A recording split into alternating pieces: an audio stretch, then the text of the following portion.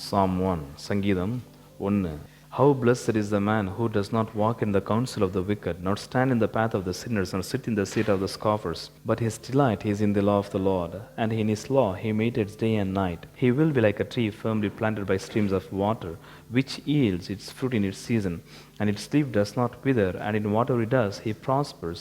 The wicked are not so, but they are like chaff which the wind drives away. Therefore the wicked will not stand in the judgment, nor sinners in the assembly of the righteous. For the Lord knows the way of the righteous, but the way of the wicked will perish. துன்மார்க்கருடைய ஆலோசனையில் நடவாமலும், பாவிகளுடைய வழியில் நில்லாமலும், பரியாசக்காரர் உட்காரும் இடத்தில் உட்காராமலும், கர்த்தருடைய வேதத்தில் பிரியமாயிருந்து இரவும் பகலும் அவருடைய வேதத்தில் தியானமாய் இருக்கிற மனுஷன் பாக்கியவான். அவன் நீர்க்கால்களின் ஓரமாய் நடப்பட்டு தன் காலத்தில் தன் கனியை தந்து இலையுதிராதிருக்கிற மரத்தைப் போல் இருப்பான். அவன் செய்வதெல்லாம் வாய்க்கும். துன்மார்க்கரோ அப்படி இராமல் காற்று வரக்கடிக்கும் பதரை போல் இருக்கிறார்கள். ஆகையால் துன்மார்க்கர் நியாய தீர்ப்பிலும் பாவிகள் நீதிமான்களின் சபையிலும் நிலை நிற்பதில்லை. கர்த்தர் நீதிமான்களின் வழியை அறிந்திருக்கிறார், துன்மார்க்கரின் வழியோ அழியும். சங்கீத 1 எழுதின சங்கீதக்காரன் ஒரு நல்ல தலைவனுக்கு முன்னுதாரணமாக இருக்கிறார். He is a resourceful leader. இந்த ஒரு சங்கீத 1 எழுதின சங்கீதக்காரனுடைய வாழ்க்கையை அவர் இந்த சங்கீத எழுதினதை வைத்து பார்க்கும் பொழுது இவர் ஒரு நல்ல தகுதி உள்ள தலைமை தாங்குவதற்கு, தன்னுடைய குடும்பத்தை ஆகட்டும், தன்னுடைய தொழிலாகட்டும், ஜனங்களை ஆகட்டும் நடத்துவதற்கும் முன்னெடுந்து போவதற்கும் முழு சத்துவமும் முழு தகுதியும் உள்ள ஒரு தலைவன். சங்கீதம் 1 அந்த தலைவனாக இருக்கத்தக்கதான முழு தகுதி, அந்த சோர்ஸ், அந்த ஒரு முழு தகுதியான தலைவனுக்கு அடுத்த காரியம் எங்கே இருக்கிறது என்பதை அவர் ஆராய்ந்து பார்க்கும் பொழுது அது இருக்கிறது கர்த்தருடைய வேதத்தில். கர்த்தருடைய வேதம் என்பதான ஒரு வார்த்தை வசனம் 2 சொல்லப்பட்டிருக்கிறது. த லா ஆஃப் த லார்ட். கர்த்தருடைய வேதம் என்று சொல்லப்படுற கர்த்தருடைய வேதத்தில் தான் அவர் ஒரு நல்ல தலைவனாக இருக்கிறதுக்கு தகுதியான அம்சங்களை அவர் கண்டுபிடித்திருக்கிறார். ஆகையால் புருஷர்களே, நீங்கள் ஒரு விஷயத்தில் இல்லைனாக்கா ஒரு விஷயத்தில் நீங்கள் தலைவர்களாக இருக்கிறீர்கள். உங்கள் குடும்பத்திற்கு நீங்கள் தலைவர்களாக இருக்கிறீர்கள். சில நேரத்தில் தொழிலில் நீங்கள் தலைவர்களாக இருக்கிறீர்கள். சில நேரத்தில் சபையிலும் சில நேரத்தில் நீங்கள் தலைவர்களாக இருக்கிறீர்கள். சில இடத்துல நீங்கள் போதிக்கிற பள்ளிக்கூடம் ஆகட்டும் அல்ல கல்லூரி ஆகட்டும், அந்த இடத்துல நீங்கள் தலைவர்களாக இருக்கிறீர்கள். இப்படி புருஷர்கள் ஆகும் மொத்தத்தில் ஏதாவது ஒரு இடத்திலே தலைமை தாங்கி தலைவர்களாக நடத்துகிறபடியால் அந்த தலைவனாக இருக்கிறதுக்கான தகுதி, தலைவனாக இருக்கிறதுக்கான சத்துவம், தலைவனாக இருக்கிறதுக்கான அந்த சாமர்த்தியம், அந்த பிரவீனம் எங்கே இருப்பது என்பதான கேள்விக்கு பதில் கர்த்தருடைய வேதத்தில் இருக்கிறதை இந்த சங்கீதக்காரன் கண்டுபிடித்திருக்கிறார். கர்த்தருடைய வேதத்தில் அப்படி என்னதான் இருக்கிறது என்பதை ஆராய்ந்து பார்க்கும் பொழுது கர்த்தருடைய வேதத்தில் இருக்கிறது கர்த்தர், லார்ட் இன் இஸ் லா. கர்த்தர் தம்முடைய வேதத்தில் இருக்கிறதை இந்த ஒரு சங்கீதக்காரன் கண்டுபிடித்திருக்கிறார். அப்போ இவர் தலைவனாக இருக்கிறதுக்கான ஒட்டுமொத்த சத்துவத்தையும் அருளுகிறது வேதத்தில் இருக்கிற கர்த்தர்கிட்ட. இது இவர் நன்றாக கண்டுபிடித்திருக்கிறார். ஆகையால் தான் இந்த வேதம் இப்பொழுது இவருக்கு ரொம்ப அதிக பிரியமாயிருக்கிறது. வசனம் 2, கர்த்தருடைய வேதத்தில் பிரியமாயிருந்து, அந்த வேதம் அவருக்கு ரொம்ப பிரியமாயிருக்கிறதுக்கு காரணமே அந்த வேதத்தில் கர்த்தர் அடங்கியிருக்கிறார். இந்த ஒரு வேதம் தவிர மற்ற எந்த புஸ்தகத்திலும் கர்த்தர் வெளிப்படுவது கிடையாது. மற்ற புஸ்தகத்திலே சரித்திர சம்பவங்கள் இருக்கலாம், மற்ற புஸ்தகத்திலே இன்ட்ரெஸ்டிங்கான ரொம்ப புரட்சிகரமான சம்பவங்கள் இருக்கலாம், கதைகள் இருக்கலாம், ஆனால் கர்த்தர் இருக்க மாட்டார். கர்த்தருடைய பிரசன்னத்தையும் கர்த்தருடைய ஞானத்தையும் கர்த்தருடைய ஆலோசனை எங்கே கிடைக்குது என்பதான கேள்விக்கு பதில் கர்த்தருடைய வேதத்தில். இப்படி கர்த்தர்கிட்ட இருக்கிற ஒட்டுமொத்த தலைவனுக்கு அடுத்த சத்துவம் கர்த்தர்கிட்ட அடங்கி இருக்கிறபடியால் கர்த்தர் அடங்கி இருக்கிற அந்த வேதத்திலே இவர் அதிகமாய் பிரியமாயிருக்கிறார். ஒரு சின்ன விஷயத்தை மாத்திரம், ஒரு நம்மை கொழுப்புகிற ஒரு விஷயத்தை கீழே போகும் சொல்லி முடித்து நாம் இன்னைக்கு பார்க்க வேண்டிய விஷயத்தை உங்களுக்கு சொல்ல விரும்புகிறேன். கர்த்தருக்குள்ளாக புதிய ஏற்பாடு நீங்கள் பார்க்கும் பொழுது கலாத்தியர் 3:10 நாம் பார்க்கும் பொழுது நியாயப்பிரமாணம், கர்த்தருடைய வேதம், நியாயப்பிரமாணம் நமக்கு சாபமாக இருக்கிறதாக சொல்லப்பட்டிருக்கிறது. நியாயப்பிரமாணத்தை கடைபிடிக்க முடியாமல் இருக்கிற யாவரும் சாபத்துக்குள்பட்டவர் என்று சொல்லப்பட்டிருக்கிறது. அப்படி பவுல் நியாயப்பிரமாணத்தை பற்றி பேசும்போதெல்லாம் நியாயப்பிரமாணத்தை கடைபிடிக்காத யாவரும் நியாயப்பிரமாணத்தின் சாபத்திற்குள்பட்டவர்களாக தான் சொல்லப்பட்டிருக்கிறது. ஆனால் இந்த இடத்துல பார்த்தீங்கன்னாக்கா இதே நியாயப்பிரமாணம் அப்போஸ்தலனாகிய பவுல் புதிய ஏற்பாடுல எந்த நியாயப்பிரமாணம் கடைபிடிக்க முடியாத ஆட்களுக்கு சாபமாக இருக்கிறதோ அந்த நியாயப்பிரமாணத்தை தான் இந்த சங்கீதக்காரன் ரொம்ப பிரியமா இருக்கிறார். அந்த நியாயப்பிரமாணத்தில் அது எப்படி அப்போஸ்தலனாகிய பவுல் இதே நியாயப்பிரமாணத்தை சாபத்திற்குரியதாக சொன்னதற்கு இந்த சங்கீதக்காரன் இதே நியாயப்பிரமாணத்தை, மோசேயுடைய நியாயப்பிரமாணத்தை அவர் பிரியமாய் அங்கீகரிக்கிறார். அது அவருக்கு சாபமா இல்லை. யாருக்கு நியாயப்பிரமாணம் சாபமா இருக்காது? நியாயப்பிரமாணத்தின் சாபத்தை சுமந்து தீர்த்த ஆண்டவராகிய இயேசு கிறிஸ்துவை விசுவாசிக்கிறவர்களுக்கு தான் நியாயப்பிரமாணம் என்னவா இருக்காது? சாபமா இருக்காது. மரத்தில் தூக்கப்பட்டவன் இவனும் என்ன? சபிக்கப்பட்டவன். அப்படி கர்த்தராகிய இயேசு கிறிஸ்து நமக்காக சாபமானார் நியாயப்பிரமாணத்தின்படி. ஆகையால் ஆண்டவராகிய இயேசு கிறிஸ்து மீது அந்த சாபம் போனபடியால் நியாயப்பிரமாணம் கிறிஸ்தவர்களுக்கு சாபமா இருக்க வாய்ப்பில்லை. இப்ப இந்த ஒரு நபருக்கு நியாயப்பிரமாணம் சாபமா இராமல் நன்மைக்கு எதுவா இருக்கும். ஆனால் இவர் யாரா இருக்கணும்? நமக்கு நியாயப்பிரமாணம் ரொம்ப பிரியமா இருக்கிறது. ஏன்னா நியாயப்பிரமாணத்தில் இருக்கிற சடங்குன்னு என்னன்னு தெரியும், போஜன பிரமாணம்னா என்னன்னு தெரியும், அதுல இருக்கிற பரிசுத்தமுள்ள பிரமாணங்கள்னா என்னன்னு தெரியும். அதுல 3 விதமான பிரமாணங்கள் அங்க பார்க்கலாம். என்னது? சடங்கு கத்த பிரமாணம், பலிகள், காணிக்கைகள், பண்டிகைகள், ஆசாரியன் போட வேண்டிய உடை, அதுல ரிச்சுவல். இன்னொரு பிரமாணம், எது சாப்பிடணும் எது சாப்பிடக்கூடாது, ரத்தத்தை புசிக்க கூடாது, சில பறவைகளை புசிக்க கூடாது, சில மிருகங்களை புசிக்க கூடாது, சில தண்ணீர்ல வாழும் ஜந்துக்களை புசிக்க கூடாது என்பதான போஜன பிரமாணம். இன்னொரு பிரமாணம் பரிசுத்தமுள்ள மாரல்லா, சன்மார்க்கத்திற்கு அடுத்த பிரமாணம். விபசாரம் செய்யக்கூடாது, பொய் பேசக்கூடாது, திருடக்கூடாது, இச்சிக்க கூடாது. இப்படிப்பட்ட 3 விதமான பிரமாணங்கள் கிறிஸ்து இல்லாமல் கரைபிடிக்க போனால் ஒன்னுத்தையும் அதுல கரைபிடிக்க முடியாது. நியாயப்பிரமாணத்தில் ஒன்றுல தவறினால் எல்லா வீட்டிலும் தரினவனாவாய். ஆகையால் நியாயப்பிரமாணம் கிறிஸ்து இல்லாத ஒருவனுக்கு சாபமாக இருக்கும். அப்ப நியாயப்பிரமாணம் யாருக்கு ஆசீர்வாதமா இருக்கும் என்பதனை கேள்விக்கு பதில், சாபத்தை சுமந்து தீர்த்த கர்த்தராகிய இயேசு கிறிஸ்துவை விசுவாசித்து கிறிஸ்துவின் நீதியை உடையவனுக்கு இந்த நியாயப்பிரமாணம் ஆசீர்வாதமா இருக்கும். அப்ப இந்த சங்கீதக்காரனுக்கு இதே நியாயப்பிரமாணம் கர்த்தருடைய வேதம், இந்த வேதத்தில் அவர் பிரியமா இருக்கிறார் என்றால் இவர் யாரா இருக்க வாய்ப்பு உண்டு? கிறிஸ்து இல்லாமல் இவர் கர்த்தருடைய வேதத்தில் பிரியமா இருந்தால் கண்டிப்பா அதே நியாயப்பிரமாணம் இவருக்கு சாபமா இருக்க வாய்ப்பு உண்டு. ஆனால் இந்த சங்கீதக்காரன் நியாயப்பிரமாணத்துல ரொம்ப பிரியமா இருக்கிறார். நியாயப்பிரமாணம் இவருக்கு இப்ப ஆசீர்வாதமா இருக்கிறது. அப்ப இவர் யாரா இருக்கணும்? யாரா இருக்க வாய்ப்பு உண்டு? ஆபிரகாமை பத்தி ஆண்டவராகிய இயேசு கிறிஸ்து ஒரு வார்த்தை சொன்னார். ஆபிரகாமை நாட்களை காண ஆசையா இருந்தான், கண்டு மகிழ்ந்தான். 8ஆம் அதிகாரம் யோவான் சுவிசேஷம். அப்ப பழைய ஏற்பாடு ஆட்கள் கிறிஸ்துவை கண்டிருக்கிறார்களா? அப்ப இந்த சங்கீதக்காரன் யாரை பார்த்திருக்கணும்? வேதத்தில் இவருடைய பாவத்தை சுமந்து தீர்க்கிற மனுவாவது எடுக்க போற கர்த்தர். எந்த வழிகள் ஒருவரை குறிப்பிட்டு விரல் காண்பிக்கிறதோ அந்த ஒட்டுமொத்த பாவத்தை சுமந்து தீர்க்கிற அந்த கர்த்தரை இவர் வேதத்தில் கண்டிருக்க வேண்டும். கிறிஸ்தவர்களுக்கு மாத்திரம்தான் நியாயப்பிரமாணம் ஆசீர்வாதமா இருக்கும். கிறிஸ்தவர்களுக்கு மாத்திரம்தான் நியாயப்பிரமாணத்தை கடைபிடிக்க முடியும். கிறிஸ்தவனுக்கு மாத்திரம்தான் நியாயப்பிரமாணத்தை தியானிக்க முடியும். நியாயப்பிரமாணத்தை கிறிஸ்து இல்லாமல் தியானிக்கிற எந்த ஆத்துமாவுக்கும் நியாயப்பிரமாணம் நியாய தீர்ப்பை கொடுக்கும், பயத்தை ஏற்படுத்தும், சாபத்திற்குள் படுத்தும், குற்ற உணர்வுக்குள்ளாக நடத்தும். ஆனால் இந்த ஒரு சங்கீதக்காரனுக்கு நியாயப்பிரமாணம் ரொம்ப பிரியமா இருப்பதற்கான காரணம், இந்த சங்கீதக்காரன் தன்னுடைய பாவத்தையும் தன்னுடைய அக்கிரமத்தையும் தனக்காக ஒருவர் சுமக்கிறதை நியாயப்பிரமாணத்தில் பார்த்திருக்கிறார். ஆபிரகாம் பார்த்தது போல. ஆபிரகாம் எங்க பார்த்தார்? ஆண்டவராகிய இயேசு கிறிஸ்துவை கண்டு மகிழ்ந்தான் என்று சொல்லத்தக்கதாக ஆபிரகாம் பார்த்திருக்கிறார் ஆண்டவராகிய இயேசு கிறிஸ்துவை பழைய ஏற்பாடுல. எங்க? ஆதியாகமம் 14ஆம் அதிகாரம். ஆதியாகமம் 14ஆம் அதிகாரம் நடக்கிற சம்பவம் என்ன? மெல்கி சதேக். இயேசு கிறிஸ்து உயிர் தெழுந்த ஆண்டவராகிய இயேசு கிறிஸ்து மெல்கி சதேக்கின் முறைமையின்படியே பிரதான ஆசாரியராக பரத்தில மெய்யான கூடாரமாகிய தேவனுடைய பரலோகத்திலே அவர் பிரதான ஆசாரிய ஊழியம் செய்து கொண்டு வருகிறார். மெல்கி சதேக்கை கண்டு யாரு? 14ஆம் அதிகாரத்துல ஆபிரகாம். ஆண்டவராகிய இயேசு கிறிஸ்து சாயலுக்கு ஒப்பாக இருக்கிற மெல்கி சதேக்கை ஆபிரகாம் கண்டிருக்கிறார். அதே போல பழைய ஏற்பாட்டில் சில பரிசுத்தவான்கள் மன்வாவது எடுக்க போகிற கர்த்தரை வேதத்தில் நன்றாய் பார்த்திருக்கிறார்கள். அதுல ஒருவர் இந்த சங்கீதக்காரன். இவர் கர்த்தரை பார்த்திருக்கிறார். கர்த்தரை பார்த்திருக்கிறபடியால் ஏதோ ஒரு விதத்துல நியாயப்பிரமாணத்தில் வெளிப்படுகிற இந்த மகா மனுவாவது எடுக்க போற கர்த்தராகிய இயேசு கிறிஸ்து என்னுடைய பாவத்தை எல்லாம் சுமந்து தீர்ப்பது மாத்திரமல்ல, அவருடைய நீதியை எனக்கு கொடுத்து என்னை கர்த்தர் பிதாவாகிய தேவன், நீதி உள்ள தேவன் அங்கீகரிக்கிற நிலையிலே பரிசுத்த ஸ்தானத்தில் கொண்டு போய் நிறுத்துவார் என்று நன்றாய் அறிந்து வேதத்தில் ரொம்ப அதிகமாக பிரியமாக இருக்கிறார். வேதத்தை நோண்ட நோண்ட நோண்ட வெறும் பிரமாணங்கள் கிடைக்காதுங்க அன்பானவர்களே. வேதத்தை நோண்ட நோண்ட நோண்ட நீங்கள் பார்ப்பது கர்த்தர். ஆகையால் இப்பொழுது இந்த சங்கீதக்காரனுக்கு இந்த வேதம் நியாயப்பிரமாணம் ரொம்ப பிரியமாக இருக்கிறது. காரணம் அதில் இருக்கிறது கர்த்தர். எந்த கர்த்தர்? இவரோட பாவத்தை சுமந்து தீர்க்க போகிற கர்த்தர். எந்த கர்த்தர்? இவனுக்கு நீதியை கொடுக்கிற கர்த்தர். எந்த கர்த்தர்? கிருபையில் இவனை ஏற்றுக்கொள்கிற கர்த்தர். எந்த கர்த்தர்? இவனை நேசிக்கிற கர்த்தர். எந்த கர்த்தர்? இவனுடைய பாவத்தை மூடுற கர்த்தர். எந்த கர்த்தர்? இலவசமா எல்லாத்தையும் கொடுக்கிற கர்த்தர். ஆகையால் இந்த கர்த்தரை பார்க்க பார்க்க பார்க்க இவன் அந்த கர்த்தரை போல ஆய்கொண்டு வருகிறான். கர்த்தர் யாரு? நல்ல தலைவர், நல்ல லீடர். நம்முடைய கர்த்தர் ஆதியிலிருந்து அவர் லீடர். அவருக்கு லீடரா யாரும் இருந்தது கிடையாது. கர்த்தர் தான் எல்லாருக்கும் எப்போதும் லீடரா இருக்கிறாரு, தலைவரா இருக்கிறாரு. ஆமென். ஆகையால் இயேசுநாதர் நீங்க பார்த்து தலைவர்னு கூப்பிடுறத ரொம்ப நல்ல விஷயம். அது தலைவரே அப்படின்ற நம்ம கர்த்தராகிய இயேசு கிறிஸ்துவை கூப்பிடலாம். ஏன்? அவர் நம்மளை நடத்துகிறவர். சங்கீதம் 1:2.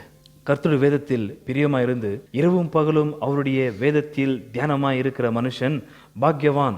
இந்த ஒரு அற்புதமான சங்கீதக்காரன், நல்ல தலைவன், வேதத்தில் அடங்கியிருக்கிற கர்த்தரிடத்தில் இருக்கிற ஒட்டுமொத்த தலைவனுக்கு அடுத்த சத்துவத்தை அறிந்த இந்த ஒரு சங்கீதக்காரன் வேதத்தில் பிரியமா இருப்பது மாத்திரமல்ல, வேதத்தில் பார்க்கும் பொழுது எப்போ இவர் கர்த்தரை பார்க்க ஆரம்பித்தாரோ அந்த வேதத்தை இரவும் பகலும் தியானிக்க ஆரம்பிக்கிறார். நான் உங்கள்கிட்ட ஒரு கேள்வி கேட்கிறேன். இரவும் பகலும் இவர் வேதத்தை தியானிக்க வேண்டும் என்றால் அதற்கு முந்தி என்ன நடந்திருக்க வேண்டும்? இரவும் பகலும் இவர் வேதத்தை தியானிக்க வேண்டும் என்றால் அதற்கு முந்தி என்ன நடந்திருக்கணும்? வேதத்தை மனப்பாடம் பண்ணிருக்கணும். வேதத்தை மனப்பாடம் பண்ணாமல் வேதத்தை என்ன செய்ய முடியாது? தியானிக்க முடியாது. நன்றாக புரிந்து கொள்ள வேண்டும். இந்த சங்கீதக்காரனுக்கு உள்ளத்திலே இன்டர்னல் டிலைட், உள்ளத்திலே அவர் ரொம்ப பிரியமா இருக்கிறார். ஆனால் ஒன்றில் பார்க்கும் பொழுது துன்மார்க்கர், பாவிகள், பரியாசக்காரர் வெளிரங்கத்தில் அவர்கள் சந்தோஷப்படுகிறார்கள், பிரியமா இருக்கிறார்கள் பாவமான காரியத்தில். ஆனா இந்த இடத்துல சொல்லப்படுற இந்த சங்கீதக்காரன் இவர் உள்ளத்தில் பிரியமா இருக்கார். உள்ளத்துல முதலாவது விஷயம் ஆரம்பிக்கப்படுகிறது. இவர் எப்ப வேதத்துல கர்த்தரை பார்த்தாரோ அப்பொழுது இவர் இந்த வேதத்தை தியானிக்க ஆரம்பிக்கிறார். கர்த்தரை வேதத்தை பார்த்த உடனே அந்த வேதத்தை இவர் மனப்பாடம் பண்ணிக்கினாரு. மனப்பாடம் பண்ணிக்கின இந்த வேதத்தை இவர் தியானிக்க ஆரம்பிக்கிறார். இரவும் பகலும் இவர் தியானிக்க ஆரம்பிக்கிறார். ஏன்? வேத புஸ்தகமாக இவர்கிட்ட இல்ல, புஸ்தகமா வந்த வேதத்தை பெற்றோர்கள் நிமித்தமாய் கேட்ட, கர்த்தருடைய பிரமாணங்களுடைய சத்தத்தை ஆசாரியர்கள் நிமித்தமாய் கேட்ட இந்த சங்கீதக்காரன் அவருடைய ஒட்டுமொத்த வேதத்தையும் இப்ப இருதயத்தில் வைத்திருக்கிறார், மனப்பாடம் பண்ணி. அப்படி இருதயத்தில் வைத்த அந்த ஒரு சத்தியமுள்ள பழைய ஏற்பாடுடைய வெளிப்பாடுகளை இவர் இரவும் பகலும் தியானிக்க ஆரம்பிக்கிறார். தியானிக்க ஆரம்பிச்சிருந்தால் இவர் என்னவா மாறிட்டார்ன்றத எப்படியாவது இப்ப நமக்கு தெரியணும். பை தி வே, அங்க தியானம் இரவும் பகலும் அவருடைய வேதத்தில் தியானமாய் இருக்கிற மனுஷன் பாக்கியவான்.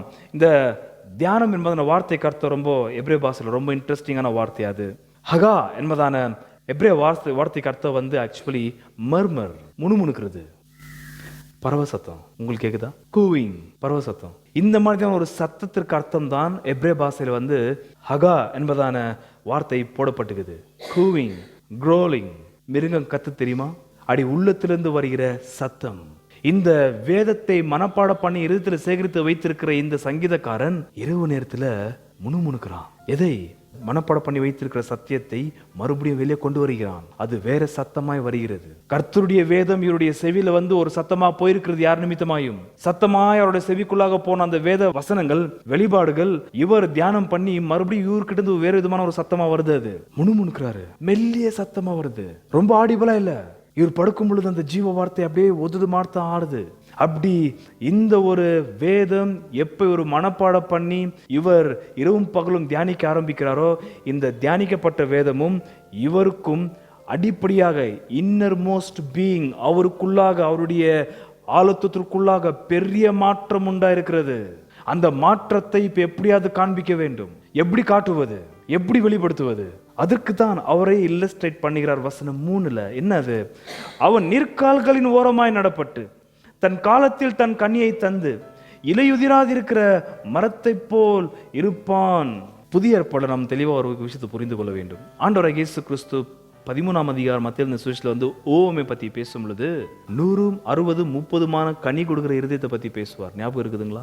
ஓமை பத்தி பேசும்போது விதைக்கிறவன் விதைக்க புறப்பட்டான். அதுல பல விதைகள் பல இடத்துல விழுந்து அந்த விதை கனி கொடுக்கிற நிலைமைக்கு போகல. ஆனால் ஆண்டவராகிய இயேசு கிறிஸ்து பேசும் பொழுது ஒரு இருதயம் மாத்திரம் 100, 60, 30 கனி கொடுக்கிற நல்ல நிலமாகிய நல்ல இருதயத்தை பத்தி பேசுகிறார். இந்த இடத்துல நீங்கள் பார்க்கும் பொழுது இவர் தலைவனா இருக்கத்தக்கதான சத்துவத்தை உடையவராக ஒரு நல்ல நிலைமைக்கு வந்ததை எப்படியாவது வெளிப்படுத்த வேண்டும் என்பதற்காக மரத்தை துஷ்டாந்தமாக வசனம் 3ல எடுத்து காண்பிக்கிறார். 3ல நீங்கள் பார்க்கும் பொழுது தன்னை மரத்திற்கு ஒப்பிட்டு பேசுகிறார். மரத்திற்கு ஒப்பிட்டு பேசுவதற்கு முந்தி இவருடைய இருதயம் என்ன இருதயமா மாறி இருக்கணும்? நல்ல இருதயமாய் மாறி இருக்க வேண்டும். கர்த்தராகிய இயேசுவினுடைய உவமையின்படியே எப்படியாப்பட்ட இருதயம்? 100, 60, 30 கனிகுடு இருதயமாய் மாறி இருக்கணும். அந்த இருதயத்தை அந்த அளவுக்கு மாத்திந்தது எது? வேதம், கர்த்தருடைய வேதம்.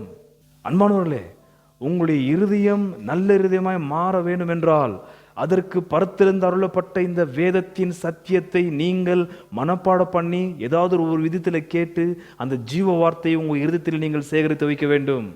அது அப்படியே தியானமாய் மாற வேண்டும். அந்த தியான வழியாக உங்கள் வாயின் வழியாக அந்த ஒரு வசனம் வெளியே வர வேண்டும். அது அந்த வேதம் தான் உங்களுடைய இருதயத்தையும் என்னுடைய இருதயத்தையும் 100, 60, 30 கனி கொடுக்கிற நிலைக்கு அது மாற்றும். வசனம் 3, அவன் நீர்க்கால்களின் ஓரமாய் நடப்பட்டு தன் காலத்தில் தன் கனியை தந்து இலையுதிராது இருக்கிற மரத்தை போல் இருப்பான். அவன் செய்வதெல்லாம் வாய்க்கும். நன்றாக கவனிக்க வேண்டும். வசனம் 1 3 ஆட்கள், 3 விதமான நடவடிக்கைகள், 3 விதமான பாவங்களை பத்தி சொல்லப்பட்டிருக்குது. துன்மார்க்கர், பாவிகள், பரியாசக்காரர். அவங்களுடைய 3 விதமான ஆக்ஷன், 3 விதமான கிரியைகளை பத்தி சொல்லப்படுது. மறுபடியும் வசனம் 3 பாத்தீங்கன்னாக்கா, இந்த வேதத்தை தியானிக்கிற ஒரு நல்ல தலைவனா இருக்கிற கர்த்தருடைய சத்துவத்தை எல்லாம் பெற்று தலைமை தாங்குற அளவுக்கு இவருக்குள்ள ஒரு சத்துவம் நிறைந்த ஒரு நிலையிலே இவருக்குள்ள 3 பாதிப்புகள் வருகிறது. என்னது? முதலாவது, தன் காலத்தில் தன் கனியை தருகிறார், இலையுதிராதிருக்கிறார், தான் செய்வதெல்லாம் வாய்க்கும். வசனம் 1 பார்க்கும் பொழுது 3 விதமான பாவிகள் 3 விதமான செயல்களை செய்கிறதை நாம் பார்க்கலாம். வசனம் 3 நாம் பார்க்கும் பொழுது இதே வேதத்தை தியானிக்கிற கர்த்தருடைய புருஷன் 3 விதமான கிரியைகளை வெளிப்படுத்துகிறார். கனி கொடுக்கிறாரு, இலையுதிராம இருக்கிறது, தான் செய்வதெல்லாம் வாய்க்கும். தான் செய்வதெல்லாம் வாய்க்கிறது குறித்து இன்றைக்கு எனக்கு தொட நேரம் இல்லை. ஆனால் 2 விஷயத்தை மாத்திரம் நான் உங்களுக்கு சொல்ல விரும்புகிறேன். அவன் நீர்க்கால்களின் ஓரமாய் நடப்பட்டு தன் காலத்தில் தன் கனியை தந்து இலையுதிராது இருக்கிற மரத்தை போல் இருப்பான். முதல் மரம் யாரு? இங்க மரத்தை யார் ஒப்பிட்டு பேசுகிறார்? வேதத்தை தியானிக்கிறவன். யார் வேதத்தை தியானிக்கிறவன்? வேதத்தில் பிரியமா இருக்கிறவன். யார் வேதத்தில் பிரியமா இருக்கிறவன்? பாக்கியவான். சோ வசனம் 3 மரத்தை யார் ஒப்பிட்டு பேசப்பட்டிருக்கிறது? வேதத்தை தியானிக்கிற பாக்கியவான். தண்ணீர் குடிக்கிறது வேதத்தை. இங்க தண்ணீர் நீர்க்கால்களில் ஓரமாய் நடப்பட்டு தண்ணீர் ஓடுற இடம். தண்ணீர் எதற்கு ஒப்பிட்டு பேசியிருக்கிறார்? வேதத்திற்கு. மரத்தை தனக்கு நாட்டுவது எப்படி? அவன் நீர்க்கால்களின் ஓரமாய் நடப்பட்டு எப்படி நாட்டப்பட்டார்? அவர் நீர்க்கால்களின் ஓரமாய் ஒரு மரத்தை நாட்டுவது போல இவர் மரமாகவும் தண்ணீர் கர்த்தருடைய வேதமாகவும் சொல்லி அது எப்படி ஒரு நாட்டினார்ன்றதுதான் கேள்வி. எப்படி நாட்டப்பட்டிருக்கலாம் இவர்? வேதத்தை தியானிப்பது நிமித்தமாக. ஹல்லேலூயா! நீங்கள் வேதத்தை தியானித்தால் அதுதான் நீர்க்கால்களில் ஓரமாய் நடப்படுறதுக்கு சமானம். நீங்கள் வேதத்தை தியானிப்பதும் உங்களையே நீங்கள் ஒரு மரமாக தண்ணீர் ஓடுற இடத்துல நாட்டுவதற்கு சமமா இருக்கிறது. அப்படிதான் ஒப்பிட்டு இந்த இடத்துல பேசுகிறார். இவ்வளவு சொல்லிட்டீங்க, அப்படியே கனியை நினைச்சு விடுங்க பார்ப்போம். இலை யுதிராதி இருக்கிற மரத்தை போல இருப்பான், தன் காலத்தில் தன் கனியை தருகிறான், தான் செய்வதெல்லாம் வாய்க்கும். அது நெக்ஸ்ட் செர்மன் தான். அதனால தான் செய்வதெல்லாம் வாய்க்கும். எது அவன் செய்தெல்லாம் ஆயிடுதா? அடுத்த செர்மன். ஆனால் 2 விஷயத்தை மாத்திரம் நான் இப்போ சொல்லி முடிக்க விரும்புகிறேன். அவன் நீர்க்கால்களின் ஓரமாய் நடப்பட்டு எப்படி நடப்படுறான்? தியானம். அவனுக்கு தண்ணீர் எங்குதுன்னு தெரியும். தன் மரத்தை ஒப்பிட்டு தண்ணீர் இருக்கிற இடத்துல போய் அப்படியே எப்போதும் அந்த தண்ணீர் இவருடைய மரத்தின் வேறு கீழே அப்படியே அது எப்பவுமே சப்ளை ஆயினே இருக்கணும். இவருக்கு அந்த வேருக்கு தண்ணீர் போயினே இருக்கணும். ஆகையால் மரத்தில் இருக்கிற இலைகள் உதிராம இருக்கணும். வெயில் வந்தாலும் சந்தோஷம், காத்து வந்தாலும் சந்தோஷம், புயல் வந்தாலும் சந்தோஷம். இந்த மரத்துக்கு எந்த பாதிப்பு இல்லை. ஏனென்றால் மரம் வேர் ரொம்ப கீழே போயிருக்கிறது. அந்த வேருக்கு நல்ல தண்ணீர் கிடைச்சு இருக்குது. அவன் நீர்க்கால்களின் ஓரமாய் நடப்பட்டு தன் காலத்தில் தன் கனியை தந்து இலையுதிராதி இருக்கிற மரத்தை போல் இருப்பான். அவன் செய்வதெல்லாம் வாய்க்கும். ஒரு விஷயத்தை நான் உங்களுக்கு சொல்லி முடிச்சிடறேன். ஓகே, பிறகு நான் குயிக்கா அந்த 2 கிரியைகளுடைய அர்த்தத்தை நான் சொல்லி முடிச்சிடறேன். இவர் வேதத்தை தியானிக்கும் பொழுது வேதத்தை தியானிப்பதும் வேதமும் இவருக்கும் உண்டாயிருக்கிற ஒரு அருமையான உறவை வசனம் 3 மரமாக சொல்லியிருந்தாலும் என்ன ஆயிருக்கணும்? ஆக்சுவலி இவர் தியானத்தின் நிமித்தமாக தண்ணீர் அண்டையில் இருக்கிற மரத்தை போல இவர் ஒப்பிட்டு பேசி அந்த மரத்திற்கும் அந்த மர வேருக்கும் தண்ணீருக்கும் அந்த மரம் தண்ணீரை எப்போதும் ஈறிக்கொள்ளும், இழுத்துக்கும். அது இந்த ஒரு அற்புதமான கண்ணுக்கு தெரியாத வேலை நமக்கு பூமிக்குள்ள நடக்கிற விஷயம். அது மரத்தை நம்ம பார்க்குறோம், இலையை பார்க்குறோம், கனியை பார்க்குறோம். 3 விஷயம் நம்ம நல்லா பார்க்கலாம். ஆனால் ஒன்று பார்க்க முடியாது, மரத்துடைய வேரையும் அந்த வேருக்கு போகிற தண்ணீரையும் பார்க்க முடியாது. அது 2மே பார்க்க முடியாது. அதான் அது உள்ளத்தில் நடக்கிற ஒரு சம்பவம். அதனால தான் அவர் ரொம்ப சந்தோஷப்படுகிறார் இந்த ஒரு தலைவர். ஆக்சுவலி அங்கே என்ன நடந்திருக்கணும்? இந்த தண்ணீராகிய வேதத்தையும் மரமாகிய அவர் தியானம் செய்யும் பொழுது என்ன சம்பவம் நடந்திருக்க வேண்டும் என்பதான கேள்விக்கு அப்போஸ்தலனாகிய பவுல் கொடுக்குற பதில் நான் உங்களுக்கு கொஞ்சம் வாசித்து காண்பிக்க விரும்புகிறேன். என்றால் இந்த ஒரு சத்தியத்திற்கு அது அருமையாக பொருந்துகிற ஒரு சத்தியமா இருக்கிறது. 2 கொரிந்தியர் 3 அதிகாரம் வசனம் 3 வாசிக்கிறேன். ஏனெனில் நீங்கள் எங்கள் ஊழியத்தினால் உண்டாகிய கிறிஸ்துவின் நிருபங்களாய் இருக்கிறீர்கள் என்று வெளிரங்கமாய் இருக்கிறது. அது மையினால் அல்ல. பொதுவாக நிருபத்தை எழுதும் பொழுது அப்படில எழுதுவாங்க, மையை எடுத்து பயன்படுத்தி இங்க் எடுத்து தான் எழுதுவாங்க. இல்லைங்களா? அது எந்த ஒரு பேப்பரில் இலையில எதில் எழுதினாலும் இங்கை பயன்படுத்தி எழுதினாங்க. ஒன்று அது பவுலுடைய காலகட்டத்தில் பவுல் இன்னொன்னு சொல்கிறாரு, மையினால் அல்ல ஜீவனுள்ள தேவனுடைய ஆவியினாலும். அடுத்த வார்த்தை என்ன? கற்பலகைகளில் அல்ல. கற்பலகை பழைய ஏற்பாடுல பார்க்கிறோம், கல்லில் கர்த்தர் 10 கட்டளை எழுதி கொடுத்தார். இது இன்னும் கொஞ்சம் பின்னாடி போகணும். கல்லில் கற்பனை எழுத ஒரு காலகட்டம், அது கல்லில் எழுதுகிற செதுக்கிற ஒரு விஷயம். அப்போஸ்தலன் இங்கே பவுல் சொல்ற வார்த்தை இந்த இடத்துல மையினாலும் அல்ல கற்பலகைகளினாலும் அல்ல. எங்க அப்போ கர்த்தருடைய வார்த்தை எழுதப்பட்டதாக சொல்லப்பட்டிருக்குது வசனம் 3ல, ஏனெனில் நீங்கள் எங்கள் ஊழியத்தினால் உண்டாகிய கிறிஸ்துவின் நிருபங்களா இருக்கிறீர்கள். நீங்கள் யாரு? நீங்க தான் லெட்டரு. சபையை பார்த்து சொல்ற வார்த்தை, நீங்கள் கிறிஸ்துவின் லெட்டரா இருக்கிறீங்க. அப்போ கர்த்தர் ஏதோ எழுதியிருக்கிறார். எங்க எழுதியிருக்கிறார்? உங்க மேல தான் எழுதியிருக்கிறாருன்றாரு. கல்லுல இல்ல, மைய எடுத்துட்டு ஏதோ ஒரு பேப்பர்ல இல்ல, இலையில இல்ல, கர்த்தருக்கு நீங்களே ஒரு நிருபம், நீங்களே ஒரு லெட்டர். கர்த்தராகி இயேசு கிறிஸ்து உங்க மேல தான் இதை எழுதியிருக்கிறாரு. என்னத்தை எழுதியிருக்கிறாரு? ஏனெனில் நீங்கள் எங்கள் ஊழியத்தினால் உண்டாகிய கிறிஸ்துவின் நிருபமாய் இருக்கிறீர்கள் என்று வெளிரங்கமாய் இருக்கிறது. அது மையினால் அல்ல ஜீவனுள்ள தேவனுடைய ஆவியினாலும் கற்பலகைகளில் அல்ல இருதயங்களாகிய சதையான பலகைகளிலையும் எழுதப்பட்டிருக்கிறது. எழுதிந்தியாரு? நீங்க தான் நிருபம், நீங்க தான் லெட்டர். கல்ல கர்த்தர் வசனத்தை எழுதல, கர்த்தர் இயேசுநாதர் அவருடைய சத்தியத்தை உங்க மேல எழுதியிருக்கிறாரு. எழுதிந்தியாரு? பரிசுத்தமுள்ள ஆவியானவர், தேவாவியானவர். இந்த சம்பவத்தை பார்க்கும் பொழுது வேதத்தை தியானிக்கிற அவரை கர்த்தராகிய இயேசு கிறிஸ்து என்னமா மாத்திருக்கிறாரு? தம்முடைய லெட்டர், நிருபமாய் மாத்திருக்கிறார். ஆகையால் தான் சங்கீதம் 1 யார் எழுதிந்து? அவர் தான். வசனம் 3-6, புது உடன்படிக்கையின் ஊழியக்காரராய் இருக்கும்படி அவரே எங்களை தகுதி உள்ளவர்களாக்கினார். அந்த உடன்படிக்கை எழுத்திற்குரியதா இராமல் ஆவிக்குரியதா இருக்கிறது. எழுத்து கொல்லுகிறது, ஆவியோ உயிர்ப்பிக்கிறது. நான் உங்களுக்கு ஏற்கனவே சொன்னேன், எழுத்து கொல்லுகிறது, நியாயப்பிரமாணம் என்ன பண்ணுது? கொல்லுது. எப்போ? கிறிஸ்து இல்லாமல் போனால். கிறிஸ்து இல்லாமல் நியாயப்பிரமாணம் நம்மை கொல்லும். கர்த்தராகிய இயேசு கிறிஸ்துடைய நீதி உடையவர்களாய் போனால் நியாயப்பிரமாணம் நம்மளை கொல்லாது. அந்த நியாயப்பிரமாணம் நம்முடைய இருதயத்தில் எழுதப்படும். கொலை செய்யாதிருப்பாயாக, விபசாரம் செய்யாதிருப்பாயாக, இச்சையாதிருப்பாயாக, பொய் சாட்சி சொல்லாதிருப்பாயாக, உன் தகப்பனின் தாயம் கனம் பண்ணுவாயாக. ஒட்டுமொத்த நியாயப்பிரமாணம் புக்கிலேயோ பலகையில இருக்காது. கிறிஸ்து எங்க எழுதுறாரு? இருதயத்தில் எழுதுகிறார். ஏன்? இருதயத்தில் இருக்கிறது யாரு? கிறிஸ்து. நம்முடைய இருதயத்தையே கிறிஸ்துவோட இருதயமா மாத்தி இருக்கிறார். எழுதுறது யாரு? பரிசுத்தமுள்ள ஆவியானவர். மோசே போல கற்களிலே செதுக்கி கொண்டு வர்றது கிடையாது நியாயப்பிரமாணம். இதுக்கப்புறம் நீங்களும் நானும் தான் கிறிஸ்துவுக்கு என்னவா இருக்கிறோம்? நிரூபமா இருக்கிறோம். அப்போ சத்தியம் எங்க இருக்குது? கிறிஸ்துவோடைய இருதயத்தில் இருக்கிறது. நான் சங்கீதம் 1 பார்க்கும் பொழுது அந்த தலைவன் கிறிஸ்துவ போல இருக்கிற தலைவனாக பார்க்கிறேன். ஜஸ்ட் ஒரு ஹிண்ட் தான். சங்கீதம் 1 வசனம் 3, அவன் நீர்க்கால்களில் ஓரமாய் நடப்பட்டு தன் காலத்தில் தன் கனியை தந்து இலையுதிராதிருக்கிற மரத்தை போல் இருப்பான். அதனால தன் காலத்தில் தன் கனியை தருகிறவராய் இருக்கிறார் இவர். என்ன அந்த கனி? தண்ணியும் வேரும் நன்றாக ஊறி அங்க நடுகிற அந்த இரண்டும் சேர்ந்து நடுகிற அந்த செயல்ல கனி வெளியே வருகிறது. வேதமும் இவருடைய இருதயமும் இணைந்து இசைந்து இரவும் பகலும் தியானித்து கனியா வெளியே வரதான். கனி என்னவா இருக்கலாம்? 6 கர்த்தர் நீதிமான்களின் வழியை அறிந்திருக்கிறார். பாக்யவான் என்று சொன்னதுக்கு அப்புறம் சங்கீதம் முடிகிறது என்ன பேர்ல? என்ன கனி? The fruit of righteousness. நீதியின் கனியை கொடுக்கிறார் இவர். என்ன நீதியின் கனி? வேதத்தை நிறைவேற்றுவது நீதி. அது எப்போது அநேக தரம் அடைந்த இடத்துல யாக்கோபு புத்தகத்தை பேசும் பொழுதும் ஆண்டவர் இயேசுநாதருடைய காலையில் ஆராதனை தியானித்த விஷயம், நீதி நிறைவேறணும். அதுக்கப்புறம் இந்த பாக்யவானுக்கு கர்த்தர் கொடுக்குற பேரு வசனம் 6 பாத்தீங்கன்னாக்கா நீதிமான். ஏன்? இவன் கொடுக்குறது என்ன கனி? நீதியின் கனி. நீதிமான் ஆயிட்டு இருக்கிறாரு வசனம் 6. யார் நீதிமான்? புதிய ஏற்பாடுல நீதிமான் விசுவாசத்தினாலே பிழைப்பான். யார் நீதிமான்? கிறிஸ்துவுடைய நீதியை அங்கீகரித்தவன் நீதிமான். நியாயப்பிரமாணத்தினால் வருகிற நீதிமான் நியாய தீர்ப்பு தான் கொடுக்கும். நீதியின் கனி, the fruit of righteousness. ஆகையால் தான் பரலோக ராஜ்யத்தில் இருக்கிறதுல யாரு? நீதிமான்கள். righteous will dwell in Lord's presence. ஆகையால் தான் நீதிமான்கள் ஒண்டி தான் கர்த்தருடைய பிரசன்னத்தில் இருப்பாங்க. பாவிகளும் துன்மார்க்கரும் கர்த்தருடைய நியாயத்திற்கு தங்க மாட்டாங்க. அங்க நிக்கவும் முடியாது அவங்க. அது நெக்ஸ்ட் சம்ல பார்த்து முடிச்சிடும். நீதிமான் ஒண்டி தான் கர்த்தருடைய சமூகத்துல தைரியமா பிணிப்பான். மகா பரிசுத்தமுள்ள கர்த்தருடைய சமூகத்திலே கிறிஸ்துவுடைய நீதியுடைய ஒரு கிறிஸ்தவன் போயிட்டு தைரியமா போய் நிற்பான். பொதுவான மனுஷன்ல போய் நிக்க முடியாது. கனி பார்த்தாச்சு தானே? என்ன கனி? நீதியின் கனி, the fruit of righteousness.